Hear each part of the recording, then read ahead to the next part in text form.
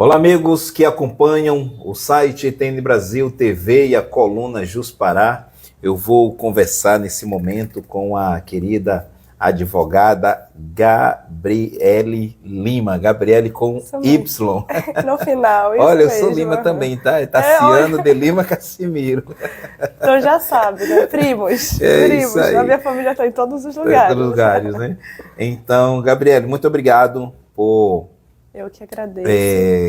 ter, né, aceitado o nosso convite. Tivemos a oportunidade de nos conhecermos pessoalmente na Estação das Docas, mais precisamente no evento realizado agora pelo TRE, aqui do estado do Pará. E hoje nós vamos aqui conversar um pouquinho. Então, muito obrigado. Perfeito. Eu que agradeço, né? Primeiramente, muito obrigada pelo convite, pela oportunidade de estar aqui, de poder falar, de poder comentar, né? De poder dialogar, comunicar toda essa informação que a gente vem trazido de forma muito relevante nos últimos tempos. Foi uma excelente ideia, né? Melhorou a minha perspectiva. E é isso, a gente se conheceu, né, no evento. Isso, pessoalmente. Nos conhecemos pessoalmente lá no evento, o Fórum Nacional Ver Democracia, Isso. né? E foi instantâneo, né? A gente começou a conversar. E eu achei muito, muito bacana, muito interessante a sua ideia e agradeço muito a oportunidade de estar aqui, de ter esse espaço, de poder falar com você e comunicar um pouco também sobre mim, sobre as minhas próprias perspectivas. E é isso, né? Eu acho que é uma troca muito valiosa, muito generosa também e vai contribuir bastante aí com a nossa vida. Eu quase não deixei você trabalhar lá no dia, né? Já conversou tanto. Até me chamaram, né? Olha, ele vai tirar um intervalo. Mas é porque, né, quando a gente se conheceu e acaba que eu conheço muita gente através de eventos. Então, às vezes, as pessoas não me conhecem pessoalmente, mas é como se me conhecessem, né? Me veem nos eventos. Como eu posto muito sobre a minha vida no Instagram, então as pessoas me conhecem ou já têm me visto e geralmente vão e falam comigo. E isso é muito legal. Eu tive muita troca bacana nos últimos anos em decorrência disso, né? Da gente, na verdade, se expor. Eu me exponho de um lado e algumas pessoas se expõem de outro. E quando a gente conversa, a gente realmente vê que é aquilo, né? Que é uma verdade. A gente está conversando ali. E eu conheci muitas personalidades incríveis que mudaram a minha vida, que me trouxeram grande conhecimento, sabe? Eu conheci muitas pessoas através de, não só dos eventos, mas das oportunidades que eu tenho de estar nos lugares, de abraçar as oportunidades, as possibilidades. E as pessoas vão me chamando, eu vou indo, eu vou aceitando convites, né? E vou conhecendo mais sobre aquelas pessoas. Então, para mim, isso é muito importante, até mais do que ganhar dinheiro é fazer uma amizade dessa que eu levo para a vida toda. Com pessoas que eu conheci há muito tempo e continuo levando hoje para a minha vida. Me ajudam muito, inclusive. É isso aí. Então, Gabriele, você é natural, né, do Pará, torcedora Sim. do Paysandu, Claro. do Vasco, né? Claro. Eu já Minha quero mãe te é empurrar o Vasco vascaína, aqui, minha né? mãe é vascaína. Eles falam, mas por quê? Qual é o nome da Porque sua eu mãe? gosto. A Maria das Graças. Ela vai ver Maria aqui. das Graças, um abraço aí. A senhora é gente boa, torcedora do Vasco. Olha, vascaína e Paysandu também. Minha família toda é Paysandu. Eu sou Paysandu, sou natural daqui de Belém, né? Nasci aqui na região metropolitana e vivi aqui a minha vida inteira. Somente 2 anos morando fora, porque a minha mãe viajou a trabalho, eu fui junto com ela, né? Minha família se mudou, mas depois nos retornamos. Estamos, até então, né? A vida inteira eu tô aqui. Conforme aqui o seu Instagram, você também se destaca como gestora e produtora de conteúdo digital. Como é essa atividade? Então, vamos lá. Ela começou, essa vontade, né? Porque acho que tudo começa com uma ideia, com um ideal. Essa vontade surgiu em 2019, quando eu já tinha entrado na faculdade de Direito, fazia estágio na época, e conheci uma pessoa que na época era minha chefa, mas muito me influenciou, né? Tinha também essa idealização de começar a fazer um canal de conteúdo jurídico. Então a ideia dela, a princípio, era essa. Mas por vergonha, ela nunca se dedicou, né? Nunca quis fazer. Mas me gerou um certo interesse. Como gestora de conteúdo, ela ensinava muitos jovens, né? Principalmente as pessoas que estão entrando na faculdade, que não tem muito norte, né, do que fazer. Então ela agia mesmo como uma professora. E me auxiliou muito nesse projeto, né? Na verdade, eu só comecei a fazer esse conteúdo, falar um pouco mais sobre a minha vida e a perspectiva que eu levo a partir da minha profissão, né? Também eu comecei pensando só na minha profissão, mas hoje eu já abarco vários conteúdos e várias situações diferentes, mas eu utilizo a rede social muito para poder também gerar conhecimento e aprender com as pessoas que me rodeiam, né? Então, assim, eu aprendo alguma coisa, vou para as redes sociais, produzo esse conteúdo e mostro o que eu entendi daquilo. Não necessariamente é uma verdade absoluta, mas eu mostro o que eu entendi. E muitas dessas pessoas vêm conversar comigo e mostram também a concepção que elas têm a respeito. Então surgiu essa oportunidade, né? Eu contratei uma pessoa para trabalhar comigo, só que ele foi ficando, né, mais famoso, foi ficando precisaram mais dele e ele acabou saindo dessa parceria. Mas aí eu continuei desenvolvendo os vídeos, né? A priori eu só gravava na minha casa e dizia assim, não vai ter essa repercussão toda, ou então eu não vou conseguir trazer um público tão fiel, né? Mas eram pessoas que me conheciam, muitos meus amigos, e disseram, eu achei muito interessante tu falar sobre isso, gostei, vou acompanhar. E quando começou era um grande hobby, né? Uma brincadeira, e hoje eu gostaria de levar isso também para minha vida. Então é mais uma profissão que eu tô querendo adquirir, né? Tô querendo adentrar. Outro ponto também que achei muito interessante, me chamou muita atenção, é que você é entusiasta de conhecimento intelectual. Me fez lembrar, eu até ontem conversei com alguns amigos sobre isso, quando estávamos falando sobre o Leandro Carnal, que em uma das suas palestras ele disse que a vida intelectual ela é um tanto solitária, mas não nesse sentido de solitário que sofre, é no sentido mesmo de solitude. Naturalmente ela passa a ser mais seletivo, não gosta tanto de sair, gosta muito de ficar em casa lendo, priorizando bons conteúdos. E você é uma entusiasta de conhecimento intelectual. Eu gosto muito dessa expressão, né? Também ouvi isso numa palestra e me considerei, né, dessa galera. Mas por quê? Porque o curso que eu fiz requer que eu leia muito, requer que a gente leia e absorva esse conteúdo. E a gente precisa escrever muito. E aí surgiu também a oportunidade de aprender idiomas. Hoje eu falo 4 idiomas fluentemente, mas para a gente poder adquirir o hábito, né, de falar um idioma diferente, a gente precisa escrever. Ler muito, escrever muito, para a gente se habituar, né, com o conteúdo. E para a gente conseguir trazer também um vocabulário mais denso, né, não apenas superficial, aquele vocabulário do dia a dia. Então a gente precisa ler muito. E eu comecei a ler e me desenvolvi bastante através da leitura. Acho que nunca vai ser uma perda de tempo, né? Você lê desde criança. E a minha mãe também gosta muito. Então ela sempre foi uma entusiasta também, digamos. E ela me ensinou muita coisa e me deu muitos livros para eu ler. Então eu fui crescendo e fui adquirindo mais livros e mais conhecimento.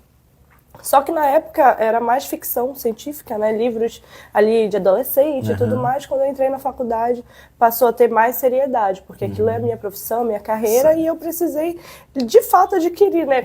Absorver todo aquele conhecimento. Então eu comecei a fazer como se fosse um clube do livro, né? De só uma pessoa, que era só eu, porque na realidade os meus amigos que gostam também, todos muito ocupados, então a gente acaba, né, conversando quando dá.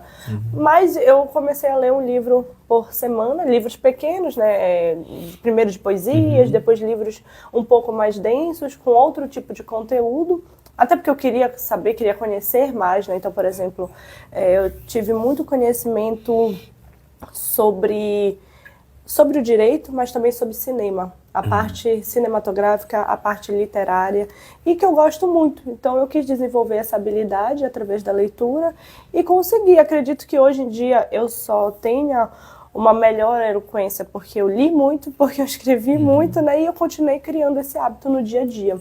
Então eu acabei me desenvolvendo mais por conta disso. De fato, o conhecimento, ele é libertador e quem se apaixona pelos livros nunca se arrepende. Isso, né? É verdade. Porque, como eu falei, né, a literatura, né, o conhecimento, ele abre portas, muda vidas E eu sempre falo, eu sou uma testemunha viva do poder, né, da leitura, do poder que os livros promovem na vida de quem os ama, né, e lê. Com certeza. Nós temos, inclusive, quando nós fizemos a publicação de que você estaria aqui conosco, então, porque assim, tem alguns nomes que são tão juntos que a gente não sabe bem se é, né? Uhum. Mas aqui é alguma coisa com love, né? Colocou lá aqui orgulho, acho que é Janlo ou Janlo, alguma coisa assim. Certo. Aqui orgulho, a Bi Souza, né, também deixou lá uma mensagem. Agora são inspirações para mim, pessoas que eu conheço. Aí a Luísa Sadala, deve ser isso mesmo, Maria Cordeiro, Isabelle, Gabi Nascimento, um grande beijo para minhas amigas, são pessoas maravilhosas, inclusive aprendo muito com elas também. Algumas produzem conteúdo, então a gente sempre tem essa troca, né? E quando eu falei que vinha para cá, todas ficaram muito felizes. E é uma forma também de agregar, né, no meu trabalho, no seu trabalho e no das outras pessoas. Verdade. Eu acho isso muito importante. O Edivaldo Neves também e a Isabelle também deixou aqui uma mensagem. A Lorena Soluções, essa aqui resolve tudo. É Lorena Soluções. Então é muito legal quando a gente tem, né, esse feedback de pessoas que nos acompanham, de pessoas que gostam do nosso trabalho, principalmente da nossa pessoa, né? Com certeza, quando a gente consegue agregar, né, essa parte profissional, a parte pessoal e fazer com que as pessoas também nos escutem, né, nos ouçam de certa forma, isso não tem preço. É um valor agregado muito maior do que qualquer coisa que a gente possa vir adquirir, né, futuramente. Isso. Você é advogada, pós-graduada em Direito Penal, Perícia Criminal e Investigação Forense, atuante na área empresarial, civil e criminal, correto? Isso.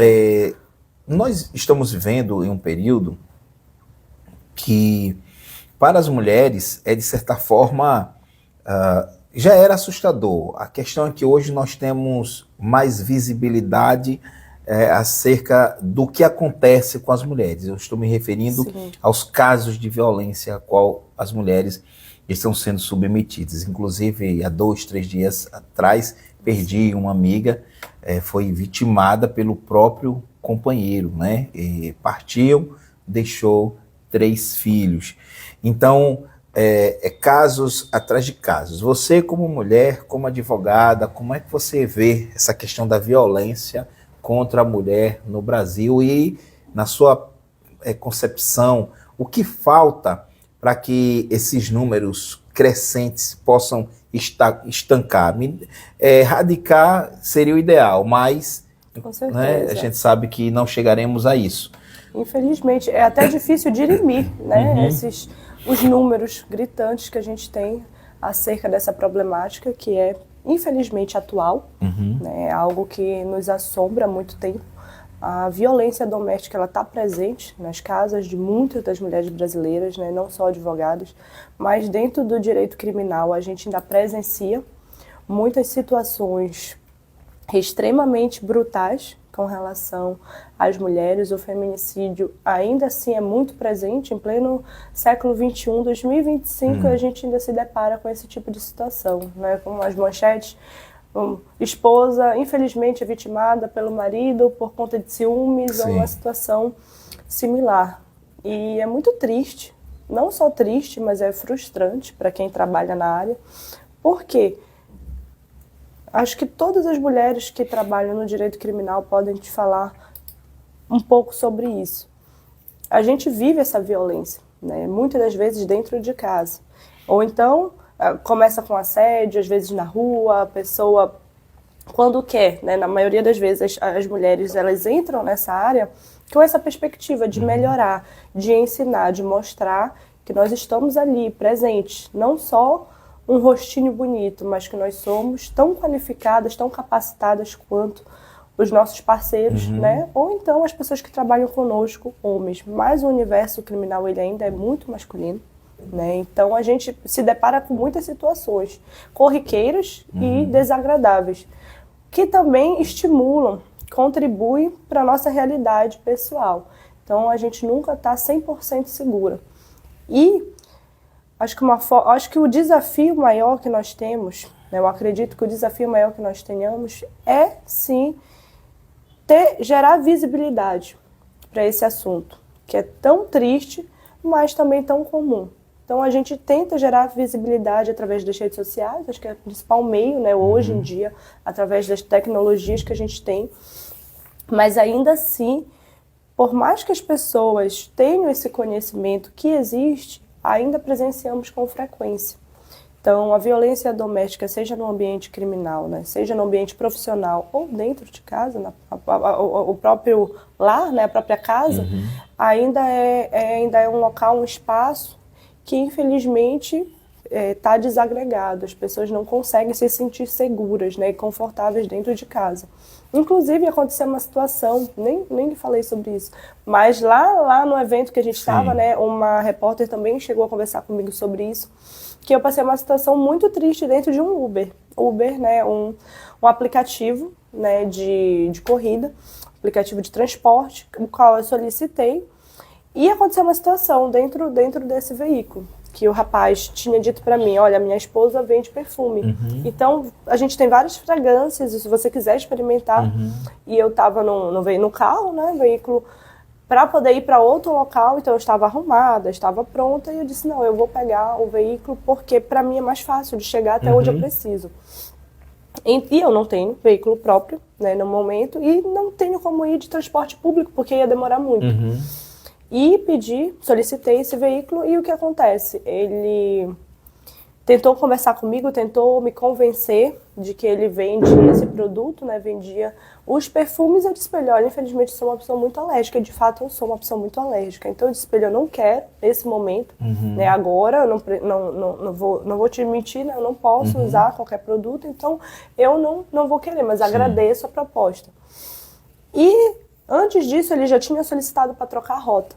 E eu, tudo bem, pode trocar. Ele disse, vai ser mais rápido. Como eu estava num carro, eu sei que realmente o trânsito de Belém, no horário de pico, que era umas 11h30, mais ou menos, por volta de 11h30, meio-dia, é realmente difícil, né? As pessoas estão saindo do trabalho para almoçar, então eu disse, tudo bem, pode trocar a rota. Desde que eu chegue no meu destino final, né, não tem problema. Então, no meio do caminho, como eu estava, né, uma questão mesmo de segurança, uma medida de segurança que a gente utiliza, sentei atrás do motorista. E ele se virou e espirrou como se fosse uma fragrância mesmo de perfume, mas não tinha nenhum tipo de cheiro. Então, espirrou, né, nessa parte aqui do meu rosto, principalmente na lateral aqui direita. Eu disse, a pessoa, né, tudo bem, quero vender um produto, mas você jamais vai apresentar um produto dessa forma. Seria até uma ignorância, né, da pessoa falar dessa forma, ou induzir a pessoa, né? Então, e na mesma hora que eu senti, que eu respirei, eu comecei a me sentir tonta. E fiquei espirrando, acredito também por conta da alergia que eu tenho, mas eu fiquei espirrando e fiquei tonta, me senti como se fosse zonza, né? Após, assim, como se fosse depois de uma endoscopia, sabe? Só que como ele estava, né, na minha frente, ele não tinha como virar totalmente 360. Então ele só pegou nessa parte aqui do meu rosto.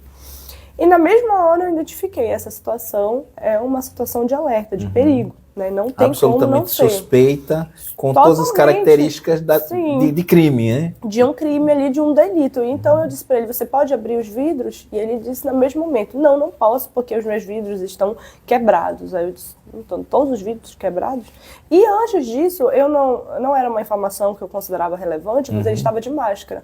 Só que, enfim, né, um motorista de aplicativo, ele pega muitos passageiros durante o dia, vai no aeroporto. De vez em quando a gente ainda encontra alguns. A gente encontra, né, de máscara, até para a própria proteção deles. E, enfim, hoje em dia em Belém a gente sabe que está tendo muita aderência de estrangeiros, as pessoas estão vindo para cá, então eu pensei, uma pessoa preocupada com a sua saúde, tudo bem. Mas, né, vendo a partir dessa outra perspectiva, depois de acontecer tudo isso, eu disse, nossa, talvez ele estivesse mal intencionado mesmo.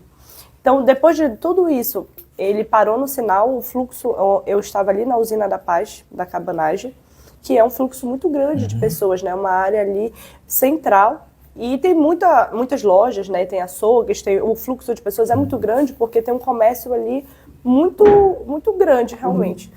E aí ele entrou por uma daquelas ruas e eu comecei realmente, me desesperei e comecei a bater no vidro. Mas assim, a fim de chamar a atenção de alguém para que alguém pudesse me ajudar, né? Nesse momento eu já tinha compartilhado a minha localização, já tinha, né, questões mesmo de segurança, medidas de segurança.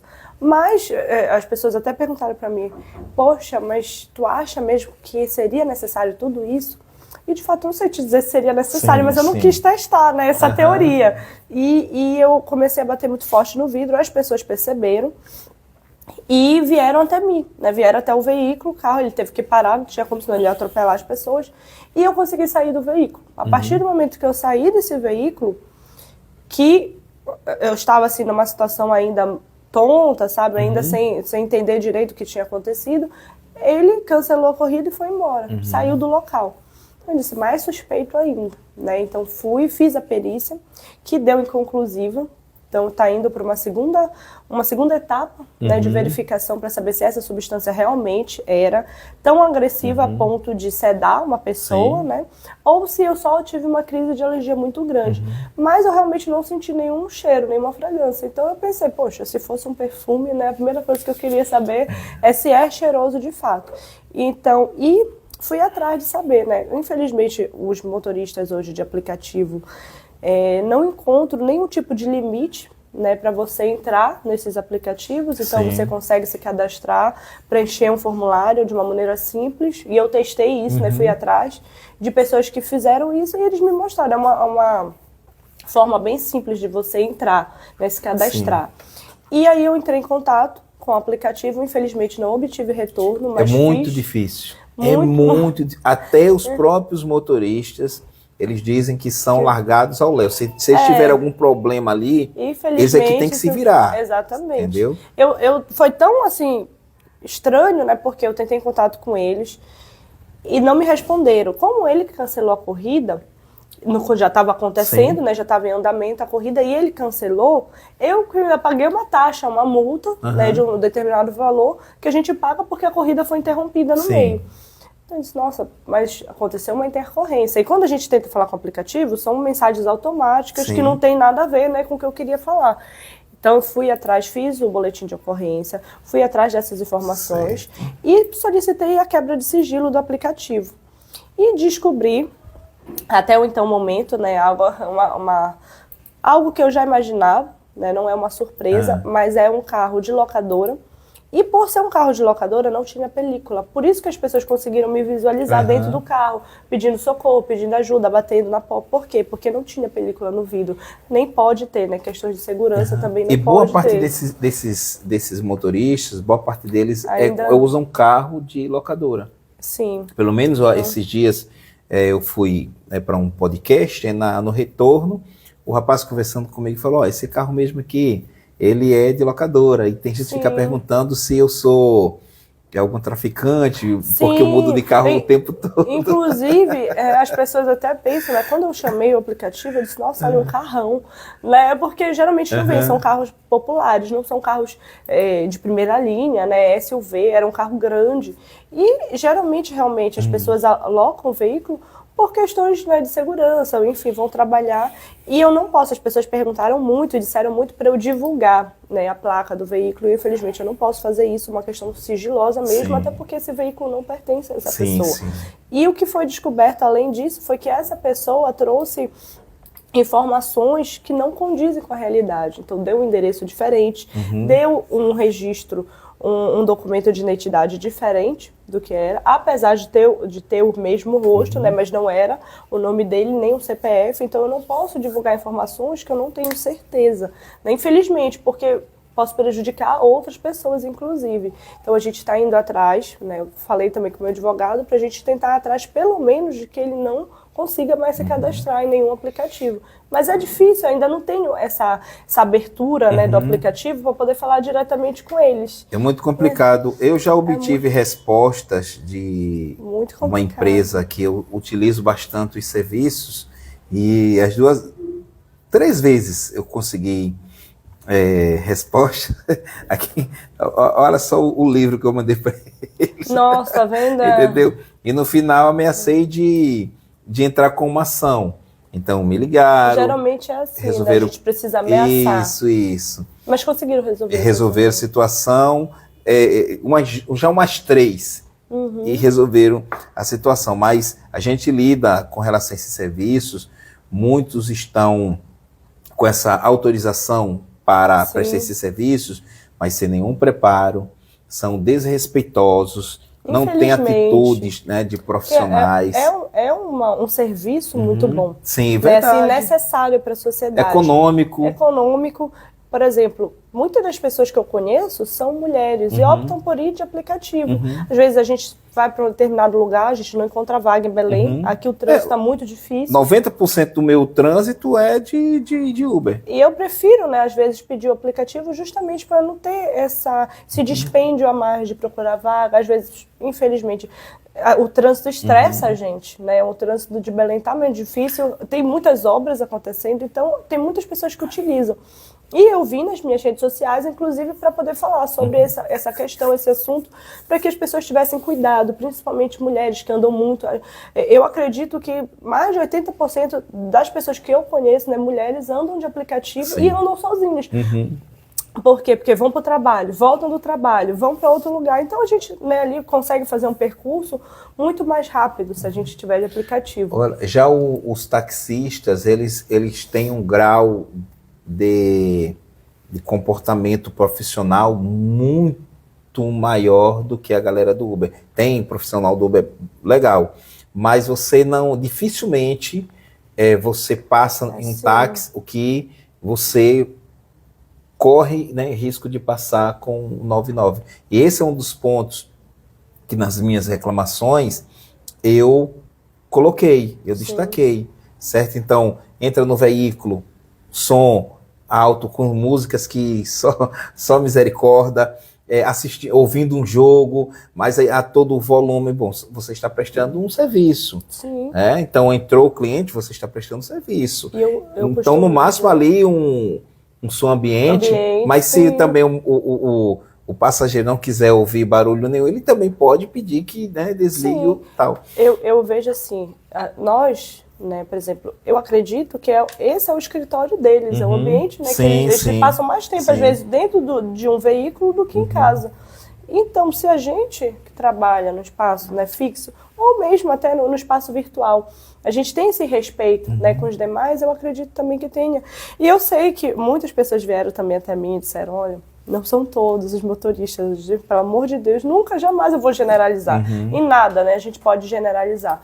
Mas eu acredito que ainda falta muito preparo, até do próprio aplicativo. Para poder identificar esse tipo de situação, entender caso a caso, né, e poder, consequentemente, até mesmo ter uma decisão sólida, né, concreta perante esses casos. Tirar a pessoa do aplicativo, porque o que eu vejo que ainda é muito fácil de você manusear. Sim. E às vezes se torna difícil, tanto para a pessoa, né, que está pegando o aplicativo, do que para esse colaborador. Porque eu já tive clientes da 99 ou da Uber, enfim, aplicativo, né, de transporte, que chegaram até mim e disseram, infelizmente eu fui cancelado, né, assim, eu fui removido do aplicativo, por quê? Porque como se eu tivesse assediado uma pessoa, né, o que eles me informaram. E aí que está a maior questão, como é que a gente identifica que essa pessoa assediou ou não uma pessoa, né? Eu sou criminalista, então eu preciso ouvir os dois lados da história, mas infelizmente ainda é inseguro para as pessoas que pegam o aplicativo quanto para as pessoas que estão neles, né? Como funcionários, como colaboradores. E é algo que tem um estatuto, eu fui atrás de várias informações, mas não é nada 100% concreto, então a gente não consegue objetividade para, né, construir talvez ali uma relação jurídica sólida para poder identificar esses casos e dizer, não, isso aqui merece a nossa atenção.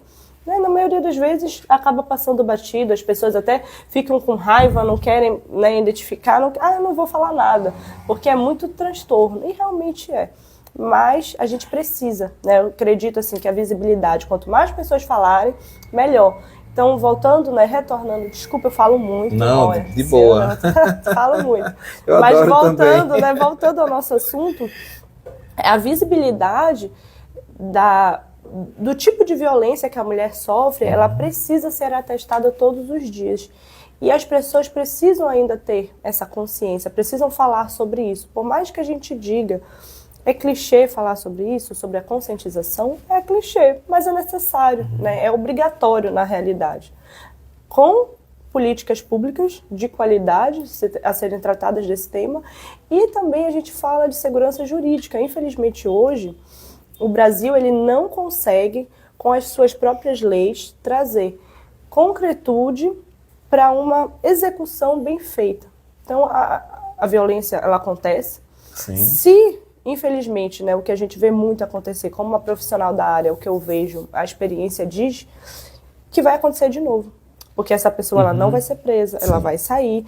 E olha, eu recebi um dia desse um caso muito interessante, inclusive, né, da perspectiva jurídica. Eu não vou me recordar o nome, mas eu posso te mandar depois a matéria, de uma jovem, uma adolescente, não sei se você chegou a ver, na verdade não era uma adolescente, uma jovem de 3 anos, que foi da Hungria para os Estados Unidos, né, estava fugindo da guerra na Hungria, e infelizmente foi morta no metrô, lá na região da Carolina do Norte, por um cidadão americano, né, que, pelo que eu entendi, ele passou pela perícia médica e atestou a esquizofrenia, mas era um cidadão americano que disse que não gostava, né, desse tipo de pessoa, então tinha um pouco de racismo com xenofobia, né, nesse caso, e os advogados de defesa alegaram que ele estava completamente inconsciente na hora do ato, mas infelizmente, né, ele acabou gerando como consequência a morte dela, né? Ele dentro do metrô, uns 3 minutos depois que ela entrou, ele tirou um canivete do bolso e literalmente pegou no pescoço dela, né? Esfaqueou ela no pescoço 3 vezes e foi fatal. Ela caiu na mesma hora. E essa mesma pessoa, esse mesmo indivíduo, ele já tinha 14 outras passagens pela prisão. Então, como que uma pessoa, né, muitas das vezes as pessoas costumam dizer, né, que a justiça dos Estados Unidos ela é melhor, ela é mais eficaz. Em muitos casos ela acaba sendo, mas a gente sabe que isso, né, a efetivação das leis, das regras, das normas, ela não é feita só a partir da prisão, da execução de certos indivíduos. Então, por que ele estava solto?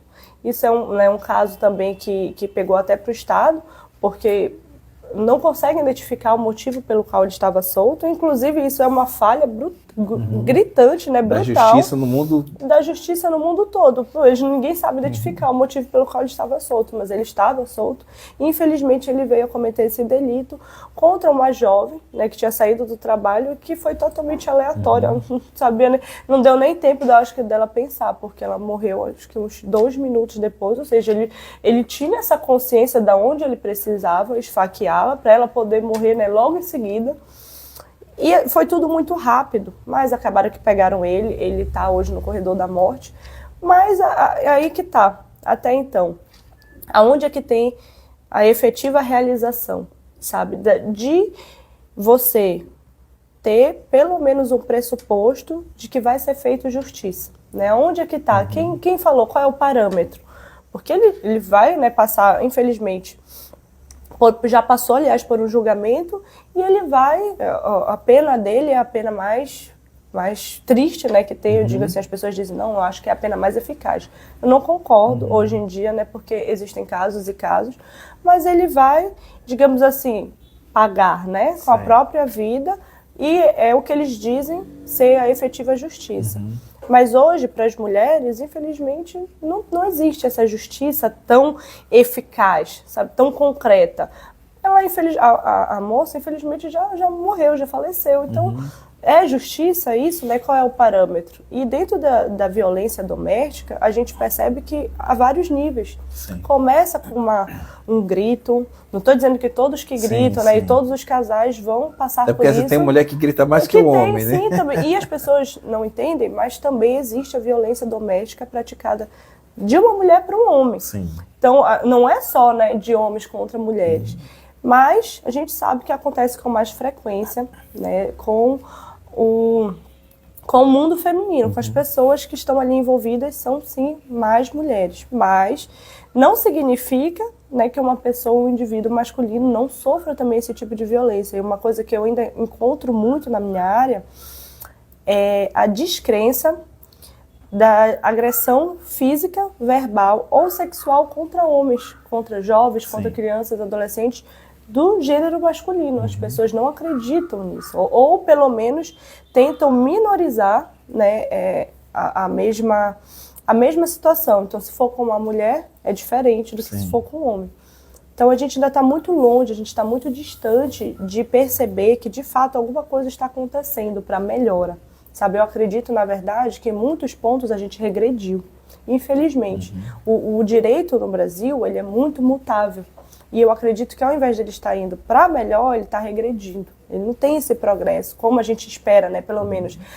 As pessoas que estão conectadas com a área do direito criminal sabem que em muitos pontos a gente regrediu. Isso colabora, isso muito contribui para que crimes como esses não tenham nenhum tipo, infelizmente, né? Não tenham sentença, não tenham resultado, não tenham eficácia, porque na maioria das vezes o resultado é a pessoa é solta, de novo, entra em liberdade cedo demais e acaba cometendo um crime mais rigoroso lá na frente, seja com a sua esposa, né, seja com a esposa de outra pessoa. Infelizmente o indivíduo ele acaba sendo solto e a gente tem uma consequência devastadora lá na frente. Então aí com isso a sensação de impunidade ela vai tomando conta das mentes criminosas, e com isso o indivíduo não pensa duas vezes em cometer o ato de agressão, por exemplo, contra a mulher.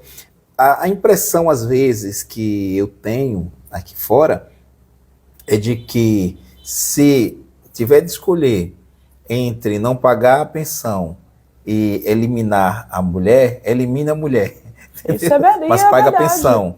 Então, dias atrás, uma colega entrou em contato comigo, ela foi agredida pelo companheiro, aquela coisa toda tal, e ela recorreu, né, ao Estado, e ele disse, olha, já se passaram 24 horas, hoje, né, de novo vim aqui, passei o dia inteirinho e praticamente não deram nenhum tipo de atenção. Sim. Serei atendida agora porque um coronel passou e sempre conversou assim, comigo, né? Que eu conhecia assim, esse coronel, relatei a situação, e aí ele aqui conversou com A e B e C, melhor, e agora, né, o negócio está caminhando. Mas assim, e olha que ela chegou a retornar para casa, ela poderia ter sido pega no meio do caminho, ou assassinada em casa, e o camarada não, assim, o camarada nem foi chamado ainda à delegacia, certo, para aqueles procedimentos, né, necessários. Então, a sensação que se tem é essa, de que embora haja, eu trabalho, né, com os políticos, acompanho principalmente o trabalho dos deputados, são diversas leis criadas. O trabalho, por exemplo, da Procuradora Especial da Mulher na Alepa, a deputada Paula Titã, é um trabalho exemplar, um trabalho exitoso, mas é preciso que o Estado, né, com os recursos que eles são peculiar, né, sim, que é o de punir, e tudo, bom, enfim, seja eficaz, porque aí tem um trabalho de uma parlamentar, de um setor da Assembleia, né, que cria leis, cria campanhas de conscientização, mas quando há um delito, não há nenhum tipo de ação do Estado de fato efetiva. A impunidade, né, é quase uma certeza absoluta. Então, eu acho que, de fato, é preciso... Bom, como eu ando muito pessimista, eu nem sei mais o que é preciso fazer. Mas o que te motivou a escolher a advocacia? Então, vamos lá, né? Mas, primeiramente, o que me motivou a escolher o direito, né, como a minha área principal, a minha carreira principal. Hoje, né, eu falo principal porque hoje eu já desenvolvo o trabalho em outras áreas, certo, mas ainda é a minha profissão principal. E então, vamos lá, eu escolhi direito por um motivo específico. Eu não gostava de fazer nenhum tipo de cálculo. Então eu disse assim, já vou eliminar, né, algumas matérias aí. Então, a parte de engenharia e qualquer coisa que tivesse cálculo eu já eliminei. Aí, algumas grandes inspirações da minha vida disseram, e medicina? Disse, não, Deus me livre, não gosto de sangue, dessas coisas. Hoje eu trabalho com perícia, vejo os corpos lá, né, tudo, mas tudo bem. Mas não gostava. Mas, de fato, eu tinha essa afinidade com a área jurídica. Não, meus pais não são da área, né? E eu tenho poucas pessoas hoje na minha família que trabalham efetivamente com isso, mas eu disse, eu gosto muito, eu tenho interesse lá no convênio, no antigo convênio, já mudou muito, eu não sei como é que se chama, mas no último ano do ensino médio, eu disse, é isso que eu quero, né? É isso que eu vou fazer, eu quero seguir nessa área, apesar de eu não saber nada sobre, né? A gente vai criando ali, galgando espaço no decorrer do caminho, e foi isso que eu fiz. Então eu comecei muito cedo, ainda acho que isso é uma situação meio delicada, né? Meio difícil, porque você entra muito cedo na faculdade. Eu entrei com 17 anos, recém-feitos. Então eu muito jovem, né, adolescente, ainda não sabe muita coisa, mas a gente vai galgando espaço no decorrer do tempo. Então eu escolhi essa área por acreditar que eu tinha afinidade com ela e, de fato, era uma área que eu muito me dedicaria, por gostar de ler, de escrever. Algumas pessoas dizem para mim, realmente é preciso saber ler, assim, sabe, conteúdo denso, e, gente, não tem como eu dizer, né, eu gosto de direito, mas não gosto de ler, não tem como, a gente precisa ter conteúdo, mas não de forma restrita, conteúdo amplo, sabe? Porque dentro do direito a gente vê muitas situações, muitas áreas. Eu acho muito estranho, viu? Pessoas da área do direito, e também da minha área, né, do jornalismo, dizer que não gosta de ler. Área de comunicação, sim. O meu pai é jornalista, então assim, e a minha mãe é administradora. Então na minha casa sempre foi, né, muito nivelado isso. Você não pode não gostar de ler, você tem que ler sim, tem que ler, tem que saber escrever bem. Então, e na minha época, né, hoje eu já tenho 25 anos, na minha época eu passei por uma fase tecnológica bem menos avançada do que é hoje em dia, então a gente tinha que recorrer aos livros. E aí, por ter essa afinidade, eu disse, nossa, eu ainda acho que existe direito, existe justiça, então eu quero buscar, né, essa plena justiça, nessa plenitude aí dentro dessa profissão. Bora ver lá se eu me garanto. E eu gostei muito, né? 5 anos depois me formei, aí a troncos e barrancos, né? Suado, porque faculdade não é fácil, né? A gente passa por poucas e boas, e eu ainda me formei durante a pandemia. Então foi tudo junto de uma vez só, mas me formei, graças a Deus. E fui direto para a área do criminal. Por quê? Porque eu já gostava de criminal antes, né? Então foi uma oportunidade de eu continuar desenvolvendo habilidade dentro dessa área. Gostava de ver aqueles documentários, né, de séries de serial killers, é o que todo mundo diz. Todo mundo gosta disso. Um dos meus canais preferidos é o ID, ou ID, né? Sim, eu conheço. Muito bom, inclusive. Tem vários programas ali que é incrível, né? Na época, né, tinha muitas séries policiais e muitas séries que tratavam exatamente sobre o procedimento. Que, claro, né, dos Estados Unidos não tem nada a ver com o nosso, mas era muito legal, era divertido, e eu fui para essa área. E realmente acertei, né? Não foi algo em vão, não foi algo aleatório, eu realmente escolhi isso. Só modinha do momento, foi uma coisa as do pessoas coração. sempre dizem isso, né, na verdade, porque o criminal ele é muito diferente das outras áreas que a gente tem, como, por exemplo, o civil, o administrativo, o trabalhista.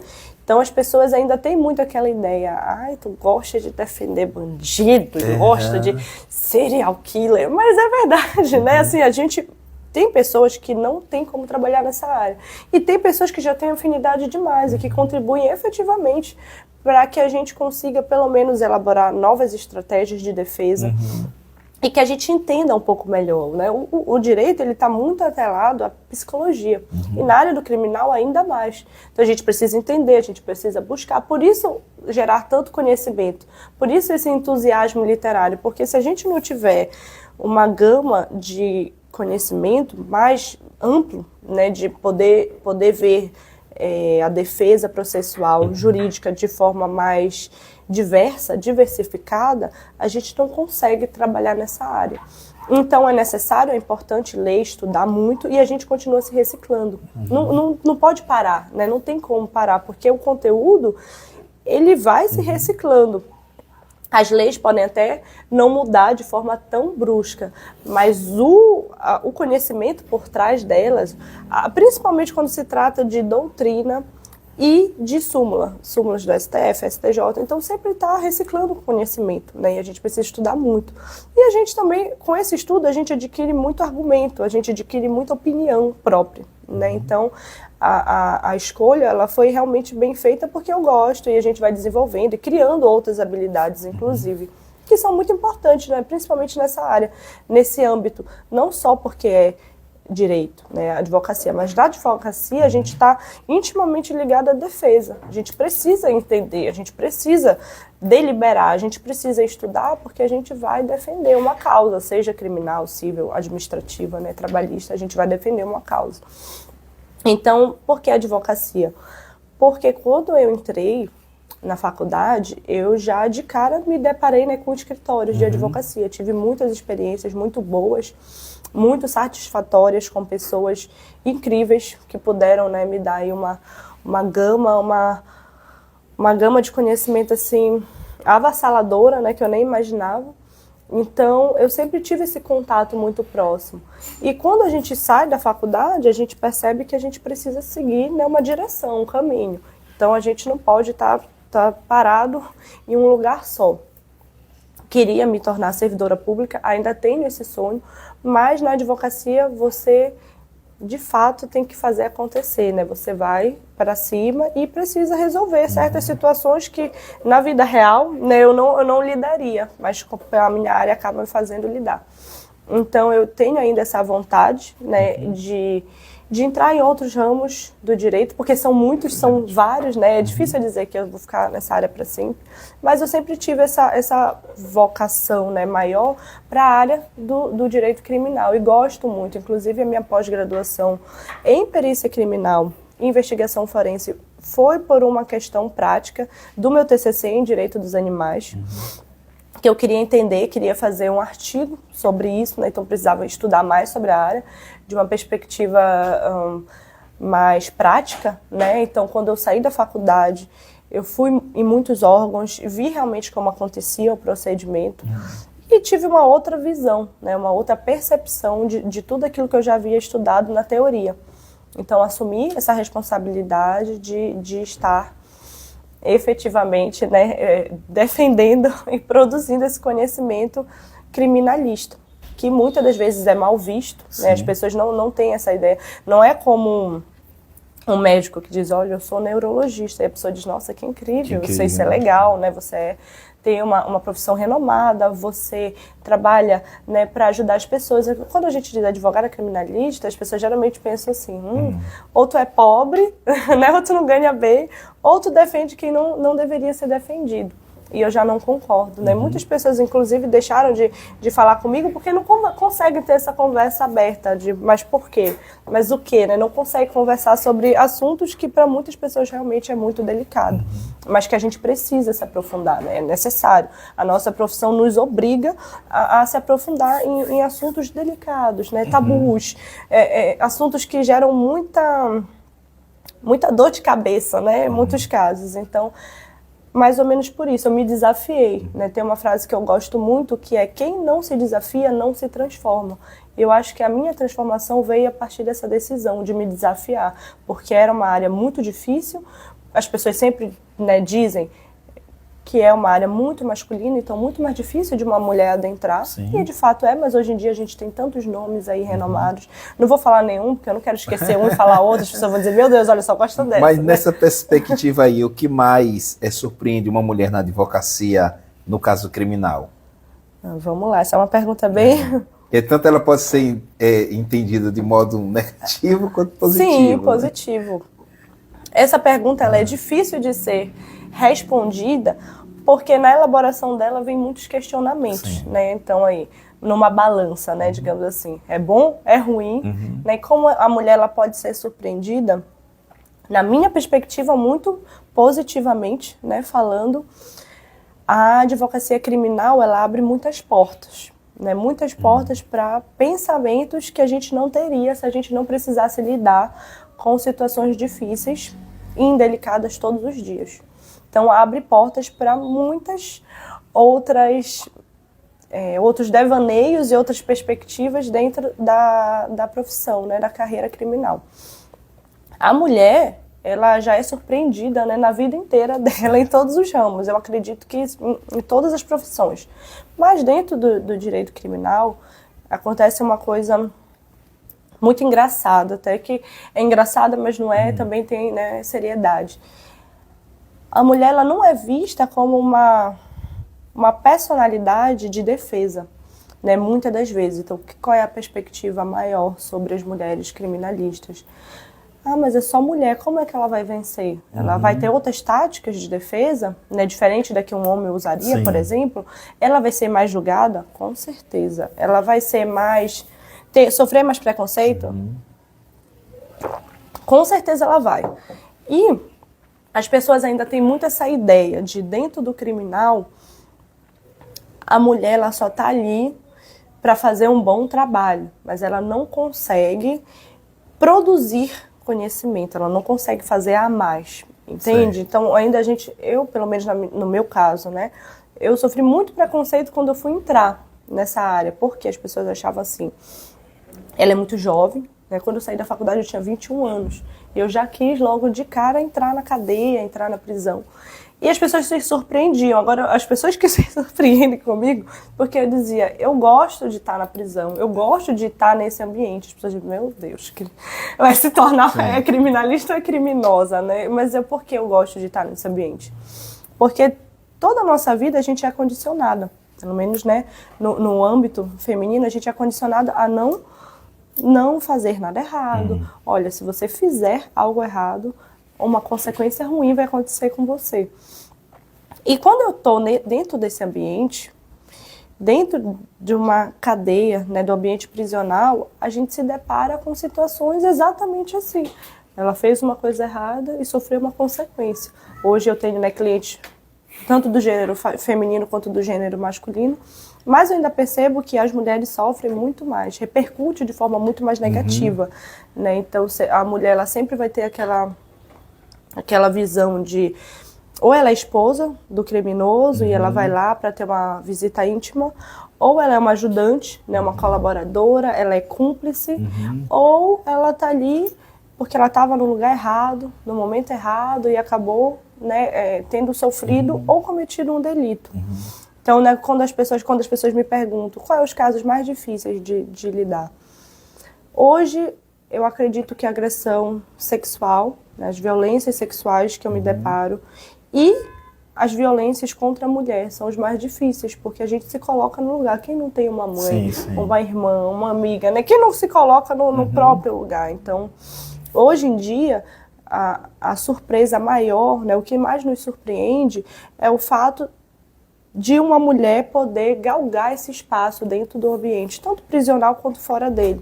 Né? A gente poder galgar espaço, mas de uma forma muito mais concisa. Sim. Né? De ter notoriedade, leve, de poder natural. Falar de forma muito mais natural do Assim, que era anteriormente. O contexto termina colocando a mulher, a advogada, meio que sempre em desvantagem. Isso. É como se fosse uma partida ali de futebol, e o jogo nem começou, mas ela já está perdendo por 1-0. Exatamente. E as pessoas ainda veem isso muito como... ela está militando. Né? Isso não é verdade. Infelizmente é. Né? Existem provas contundentes, posso te mostrar gráficos, posso te mostrar números que vão realmente provar que de fato tem essa incoerência, né, entre homem e mulher, na minha visão, né, dentro da área que eu atuo. Então a gente está em desvantagem. Só um detalhe, inclusive a gente observa que os grandes casos, os casos que trazem mais repercussão, é sempre os homens encabeçando. Sim, né? Sempre exatamente. Os homens, né? Então, recentemente... E as pessoas do lado do homem, né, geralmente, assim. Pelo menos onde eu vi, tem uma história muito bacana. Na verdade, não é tão bacana assim, né? Eu falo assim, as pessoas dizem, lá vem coisa de morte. É verdade. Mas de uma advogada, tem até uma série na Netflix que se chama Monstros, o caso dos irmãos Menendez. Eu ia citar o nome, aliás, eu não ia citar o nome, eu ia citar o caso da advogada, da Ruivinha, cabelinho. Sim, né? essa mesma, essa ela, mesma. Ela é justamente apresentada como um satanás, né? E a série, né, fez isso de uma forma muito característica de colocar a mulher como, na verdade, né, o que aconteceu. Ela foi endeusada em primeiro momento, que quanto mais alto se sobe, você sabe que mais alta é a queda. Então, assim, ela foi massacrada, né, inclusive por... E a série fez isso de uma maneira muito caricata, eficaz, né? Caricata. Eu disse, eles conseguiram representar muito bem. Se você vê a caracterização da personagem para a advogada que de fato estava ali atuando, foi a forma como ela agia e falava foi idêntica.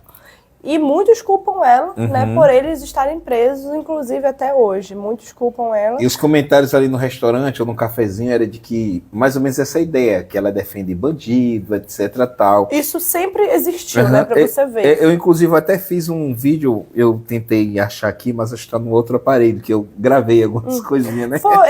Eu acho que as pessoas comentam muito isso, dizem assim, a Gabi é viciada nessas coisas. Sim, mas a gente precisa ver, né, ter uma outra visão. Então, dentro do criminal, a gente sempre vê que tem o lado A, o lado B, né, dos dois lados da história, e a verdade. E nenhum deles está certo, nenhum deles está próximo da verdade. Agora, eu acho assim, isso ainda com relação a isso, porque então, a questão do... Não, mas o tempo é seu, aqui eu sei ouvir. Você que é a estrela aí do momento. Os casos relacionados à violência sexual, eles são muito polêmicos, geralmente, né? Porque a mídia, eu acho que a mídia, em todos os casos, pode liberar aí a fofinha aí, a gente aqui, ela começou a ouvir aqui o barulho, é que participar da entrevista. Eu adoro, pode deixar. Daqui a pouco ela passa aqui. Então... eu acho que às vezes a mídia mais atrapalha do que ajuda, porque ela termina a passar informações do caso, muitas vezes informações sem nenhum tipo, né, de checagem. E quando o assunto é questão, né, de violência sexual, aí pronto, aí é teorias. Viraliza muito, né? Sempre teoria da conspiração, o pessoal esses adora. Casos relacionados à violência sexual, é muito difícil assim de provar, no caso, seja para a defesa ou para a acusação, porque geralmente, eu acho que na maioria das vezes, se baseia mais em fala, né, da vítima e do suposto culpado. Então, é uma polêmica mesmo enorme. Por quê? Porque a gente se depara com muitos preconceitos, né, os preconceitos da própria família, né? E muitas das vezes a pessoa me contrata sozinha, né? Não tem apoio de familiar. E sim, é muito difícil, mas hoje a gente tem vários aparatos técnicos, né, para identificar e comprovar que de fato houve ou não, né, um abuso sexual, uma violência sexual. Só que na maioria das vezes, deixa eu alinhar, a maioria das vezes são casos envolvendo crianças, né, ou pessoas em situação de vulnerabilidade. Então é muito mais difícil, né, de um juiz aceitar uma defesa do que aceitar uma acusação, de dizer logo de cara, ele é culpado, né, essa pessoa é culpada. Então, hoje em dia, a gente ainda tem muita burocracia também, sabe? Sim. Tanto da parte da vítima, né, quanto da parte do acusado.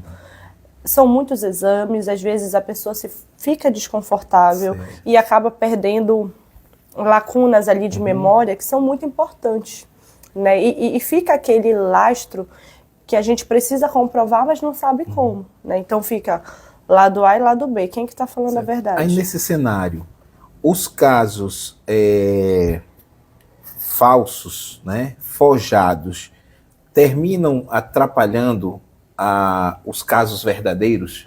Com certeza, de toda forma, atrapalha assim. Porque assim, eu sou jornalista, então assim, a gente acompanha o tempo todo, né? Fulano foi acusado, foi acusado, foi acusado.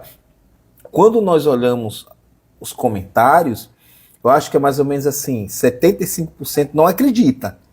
Exatamente. Né? Claro que os 35% entra matando, arrebenta com a imagem lá do indivíduo, mas uma porcentagem muito alta não acredita naquela acusação que está sendo feita. Exatamente. Sabe? A mídia, ela tem uma magnitude fortíssima, né? Principalmente nesses casos de alta vinculação. Por quê? Porque todo mundo quer saber, todo mundo quer ter um resultado, todo mundo está esperando que aconteça algo, né? Seja positivo, seja negativo, as pessoas querem ver, as pessoas estão ali, né? Querem ter aquela notícia. E o que reverbera mais? Uma notícia mais sensacionalista ou algo que de fato aconteceu, né? Claro que eles vão jogar para cima. E às vezes isso acaba sendo bom, de certa forma, porque as pessoas ficam conhecendo. Mas também é ruim porque as pessoas acabam emitindo opiniões errôneas, sem saber de tudo que aconteceu, tudo, né? Porque são casos sigilosos. E às vezes vidas são destruídas. Eu sempre lembro do caso da educação base, lá da década de 90, né? Eu era garoto, aí depois é que eu me aprofundei mais no assunto, inclusive um repórter da Globo, renomado, fez, né, a matéria. E aí o dono da escola, a dona, os funcionários da escola tiveram suas vidas destruídas. Infelizmente, né? Acontece destruídas. Ainda hoje, aí, né? Depois que vai descobrir, eu chegar à conclusão de que, ao que tudo indica, foi uma mãe que fez os filhos dizerem o que não acontecia, né, mentir. Mas aí a vida do pessoal já tinha sido destruída. Isso é verdade. E muitas das vezes não tem mais volta, né? Essas vidas já sofreram aquelas consequências que não voltam atrás. Por mais que a gente diga, não, mas agora a verdade veio à tona. Mas não interessa, agora já está tarde demais. Verdade. Né? Agora, qual é a relação entre os eventos, né? O ramo de eventos e a área do direito, que no caso você atualmente atua? Então, sim, o criminal é incrível, né? A gente consegue falar eternamente, mas é uma área também muito densa, né? Muito profunda. Então, a gente, no caso eu, né? Eu ainda fico muito frustrada. A gente ainda encontra muita injustiça. Isso frustra, né? A pessoa como um todo. E são casos muito difíceis, né? Da gente se deparar. Então, na maioria das vezes, a pessoa tá naquela carga energética muito triste, né? Muito indefesa. A gente passa por certas situações em que, se você olha pra gente, a gente tá acabado. Porque são, né, casos mais complexos e a gente precisa... Que suga muito a nossa energia. Então, hoje eu atuo realmente no direito empresarial, mas não abandonei, não consigo abandonar o criminal. Eu gosto muito, né, do que eu faço. Então, eu acabo conciliando, né, ambas as áreas. O direito criminal, ele esteve comigo desde a minha saída da faculdade, né, até os dias de hoje. E o direito empresarial entrou na minha vida em 2021, né, propriamente quando eu saí da faculdade, pós-Covid, né, ali naquele antro, estamos, né, no apocalipse, não estamos, e aí eu comecei a trabalhar com o ramo de eventos. E a área jurídica, né, dentro do direito administrativo e do direito empresarial, com eventos de médio e complexo porte. Então, eu geralmente faço um relatório jurídico, né, ali, de todo o evento. É uma área muito bacana, porque a gente lida com contratos, né, é uma área mais tranquila de se trabalhar, é uma área mais dinâmica, né, em muitos casos, que gera muita comunicação. Então, quem gosta de falar, né, de conversar, vai adorar. É uma área incrível. E entrei, né, acabei entrando meio que de paraquedas ali. Conheci um conhecido de um conhecido, né, falou comigo e disse, olha, você não tem interesse? E eu disse, né, eu tenho interesse em tudo. O que me chamar, eu vou. Tenho interesse em tudo. O que estiver me chamando, eu tô ali.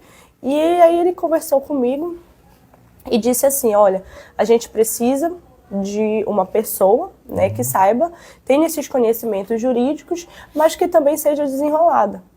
E no direito, tudo é meio que no desenrolo, né? Assim, a gente tem que ser desenrolado, a gente tem que aprender a resolver problemas. Então eu disse para ele, olha, meio que o que eu já faço, né? Só que de outra maneira, em outra área. E aí foi quando eu entrei nessa área aí do direito empresarial, corporativo principalmente, e comecei.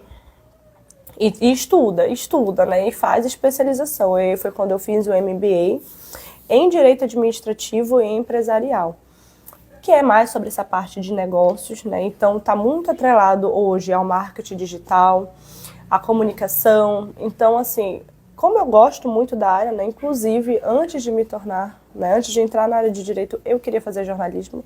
E eu ainda quero, só não sei se eu estou mais cansada, né? Para fazer outra faculdade. Mas nada impede, né? Mas eu tenho esse interesse. Meu pai é jornalista, então eu sempre gostei muito.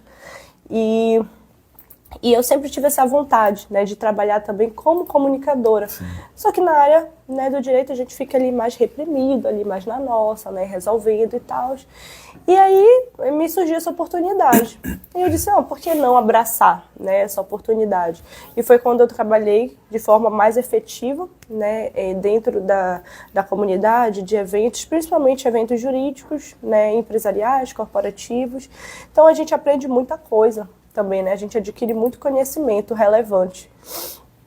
E foi quando eu decidi que eu iria fazer essa migração, mas ao mesmo tempo é mais conciliar, né, do que migrar de área. E decidi que eu ia me dedicar a isso também. Então, fiz o MBA, trabalhei com o governo federal por um bom tempo, né, fazendo essa parte mesmo de assessoria. Tanto na área jurídica, né, quanto na área, digamos assim, administrativa, né, ali por trás, principalmente nesse ramo, né, de eventos. Então a gente trabalha com um pouco de tudo, né, aprende muitas coisas, aprendi muito nesse período e continuo aprendendo, né, porque eu continuo nele. Espero não sair tão breve. E hoje a gente vai ter, todos sabemos, né, que a gente vai ter a COP aqui em Belém. Então é um grande evento, uma grande possibilidade da gente tratar sobre assuntos de extrema relevância, né, e a gente acaba adquirindo outras habilidades de fala, habilidades tanto na comunicação quanto na parte administrativa, né, de realmente botar a mão na massa e dizer, é assim que funciona. Então eu estou ali nos bastidores, né, sempre com uma mãozinha ali, né, na parte da frente, mas eu estou mais nos bastidores, fazendo o evento funcionar, né? Então, assim, é muito, muito gratificante, muito importante para mim. Conheci pessoas incríveis também na área e acabou que isso foi como uma licença poética para eu ficar mais tranquila, né? Não viver sempre naquela tensão louca, quem matou quem, como é que eu né, faço essa defesa, porque realmente é uma área que te suga, né? Você sabe disso, você está presente, né? Muitos ambientes que lidam com isso, então, assim, o direito em si, ele já é uma área mais complexa, né? Ele te suga porque você precisa estar o tempo inteiro se dedicando para uma causa, seja o que você for fazer. Então, você se dedica ali de forma bem imponente, de forma quase que integral, e eu passava mais tempo no trabalho do que em casa, e hoje em dia eu continuo passando mais tempo no trabalho do que em casa, né? Mas eu já sou mais tranquila, já entendo as minhas limitações, e são duas áreas que agregaram muito para minha vida, sabe? Então, assim, muitas pessoas perguntam como é que você concilia. Inclusive, eu também tenho pós em muitas coisas, mas porque eu passei muito tempo, né, estudando para me reciclar, né? Também, para não perder, né, para não esquecer. Eu passei na OAB um pouquinho antes, um pouquinho depois de me formar. Então, eu estava com tudo fresco, eu disse, eu não posso perder todas essas informações aqui. Aí eu fiz a pós também em Direito Civil, e eu gostei muito, né? O procedimento civil ele ainda é muito, muito comum, muito usual, né? Então, hoje eu também atuo no civil, apesar de não ter tanta afinidade, né, com a área, mas eu gosto do civil. E se eu te falar que às vezes eu enfrento mais dificuldade num processo de guarda de alimentos, né, do que num processo criminal. Ainda tem, né, muita tensão envolvida. Então tem umas brigas aí que a gente tem que, né, desvincular e como é que eu pensar da melhor forma para bolar essa estratégia, porque briga de família, né, é a pior coisa que tem, é pior do que causa criminal. Aí tem pensão, tem filho, tem tudo. Então a gente também, né, precisa fazer um pouco. As pessoas que estão hoje ativamente trabalhando, sabem que a gente precisa ser multiprofissional, né? A gente trabalha com um pouco de tudo. Então, nada mais justo, né, do que áreas distintas, mas ao mesmo tempo similares, e com que a gente faça de forma bem feita, né, de forma tranquila, de forma leve, né, como São você as diferenças falou. que você destaca, né, entre o empresarial e o criminal. Isso, eu acredito que assim são áreas congruentes, porque hoje dá para você fazer as duas coisas, você tem que gostar, né? O criminal não é para todo mundo, tem muitas pessoas que não gostam, mas o direito ele é muito vasto, então você pode trabalhar com tudo, né? E assim, o céu é o limite. As pessoas têm que entender isso. Tem muitos jovens que chegam para mim hoje e dizem assim: poxa, Gabi, eu não estou me identificando com nada. Tá tudo bem. Então você pode mudar, mude de área, mude de carreira, mude de profissão, mude de namorado, sabe? Mude, mas mude de verdade, né? Estude, aprenda. Quanto mais conhecimento a gente gerencia, mais a gente entende aquilo que a gente quer, né? E o mais importante, o que a gente não quer para nossa vida. Então, é necessário você ter essa perspectiva de eu posso fazer várias coisas ao mesmo tempo. Né? A gente não é meio assim, né? Os profissionais é bem engraçado. Estou vendo aqui pela televisão. Ela tá assim. Adorei, eu gostei. Eu preciso de um gato para ele me escutar, entendeu? Às vezes a gente precisa disso. Só olhando, deve dizer, vocês falam muito, né? Vocês metem ficha. E é isso, sabe? Então a gente precisa estar ali em todos os locais, em todos os âmbitos. E a gente aprende muito mais quando a gente está em conjunto, com pessoas que possibilitem que a gente progrida de certa forma, né? Eu estar aqui hoje, para mim foi algo que me evoluiu tanto que eu largaria qualquer coisa para ter outras conversas como essa, né? As pessoas, elas estão muito focadas em uma só área, sabe? Em uma só parte. Quando não enxergam um todo, a gente precisa enxergar um todo, né? E entender que nós podemos fazer várias coisas ao mesmo tempo, podemos estar em várias áreas ao mesmo tempo, né? E podemos também conciliar uma coisa com a outra, basta você querer, né? Não vou te dizer, é fácil, não, requer muita dedicação, né? Hoje em dia as pessoas dizem, Gabi, trabalho o dia inteiro, todos os dias.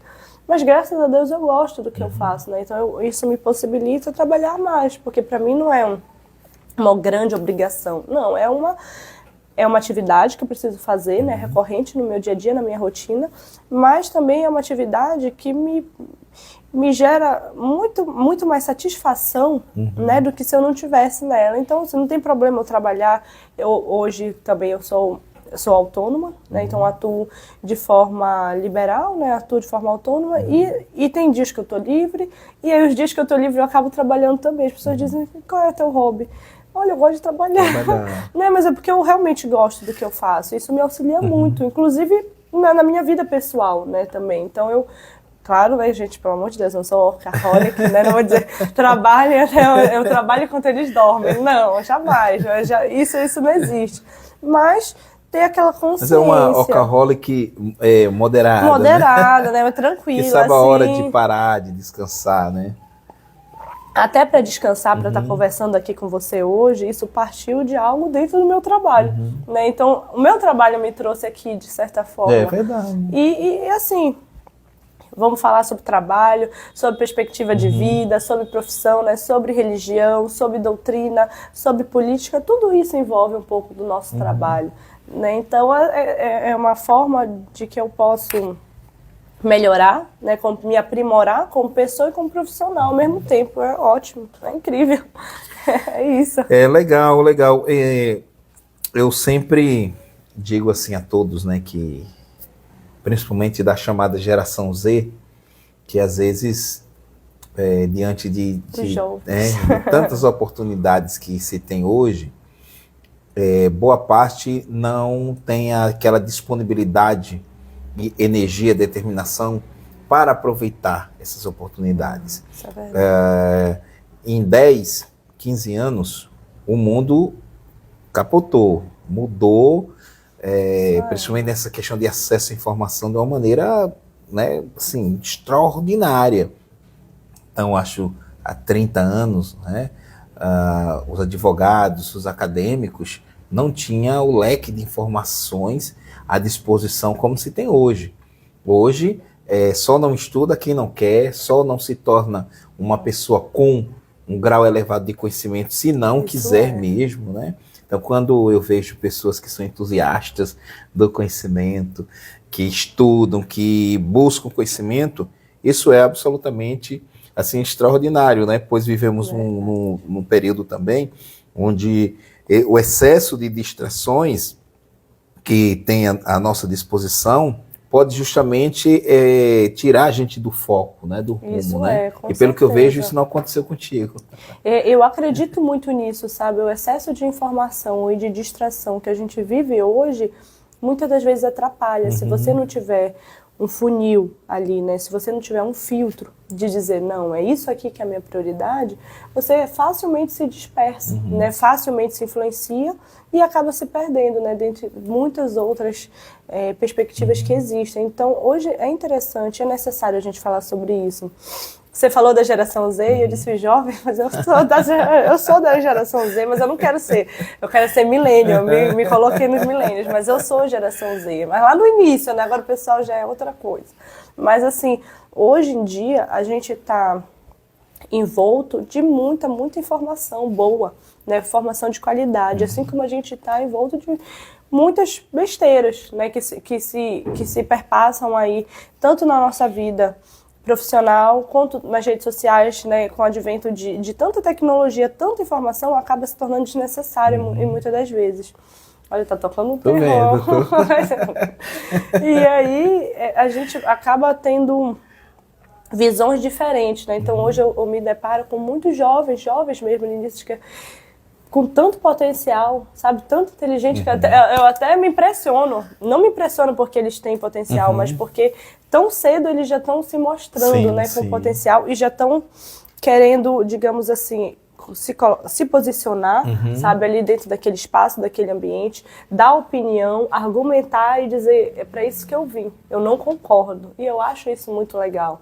Né? Essa conversa aqui possibilita com que esses jovens adquiram também, né, conhecimento que de alguma forma contribua com eles e que eles pensem a respeito, reflitam e digam, é verdade, mas isso eu não concordo, mas isso aqui é diferente do que eu penso, e que eles possam também argumentar, né? Eu acho muito importante a gente dar essa voz, essa visibilidade para os jovens, né? Quando eu entrei no meio da advocacia, as pessoas diziam assim, não tem experiência, muito jovem.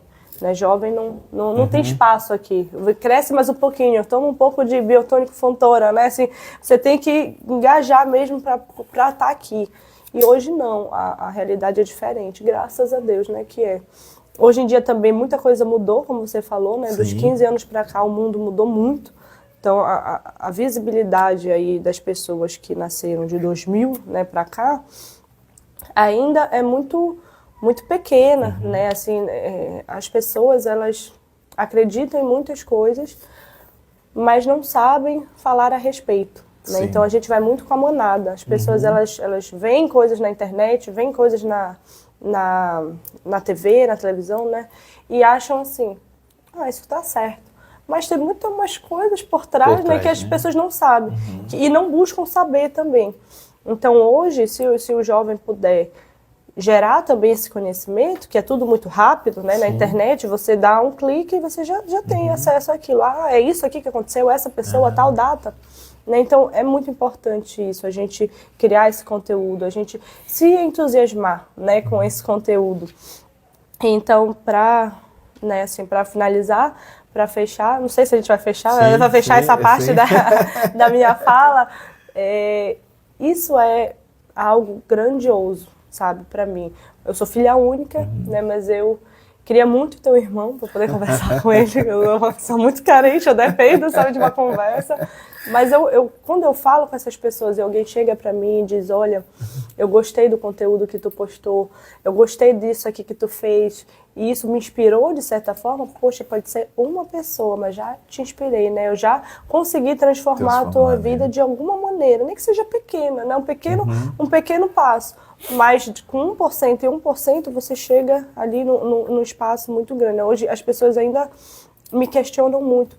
Mas, Gabi, por que tu tá onde tu tá hoje? Foi porque tu teve muitos privilégios, né? Assim, de estudar em boa faculdade, de ter oportunidade de estudar outro idioma, de conversar, porque eu acabo, né, falando sobre vários Sim. assuntos ao mesmo tempo, as pessoas dizem, nossa, você consegue conversar sobre qualquer coisa.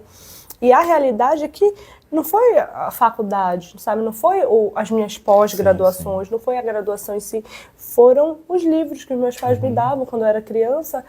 E claro, a gente adquire conhecimento e habilidade, né? E a sua dedicação em... E, sabe, assim, eu digo, é uma coisa simples, né, barata, não é questão mesmo de privilégios, de dinheiro, por exemplo, os idiomas. As pessoas dizem, nossa, como que você teve dinheiro para pagar tanta escola? E eu estudo muito online. Hoje eu já tenho, né, condições de pagar um professor particular, então já é diferente.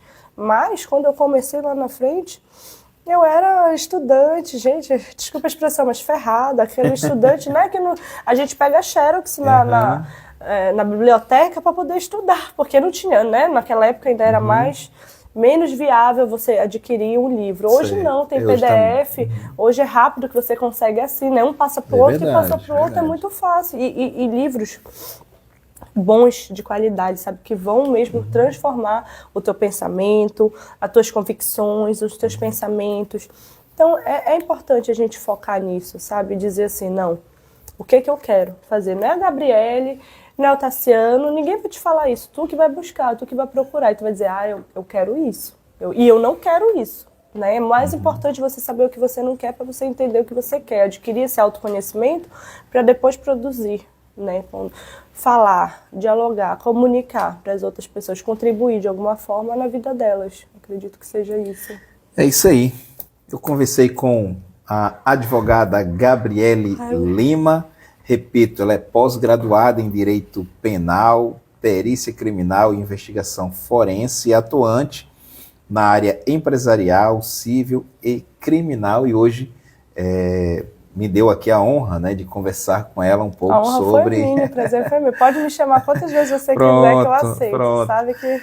Então tivemos essa oportunidade para trocar aqui algumas ideias. Na verdade, conhecer-se... Eu costumo dizer que essas primeiras entrevistas é mais um reconhecimento do terreno, onde a gente vai conhecer um pouquinho sobre a entrevistada, né, o estudo, família, os seus pensamentos. Lá na frente, nós iremos alinhar uma entrevista temática, né, escolher um tema legal para a gente poder abordar. Então, quero agradecer, Gabriele, pela sua presença aqui. E agora, você tem aí as câmeras à sua disposição para as considerações finais. Fico tímida.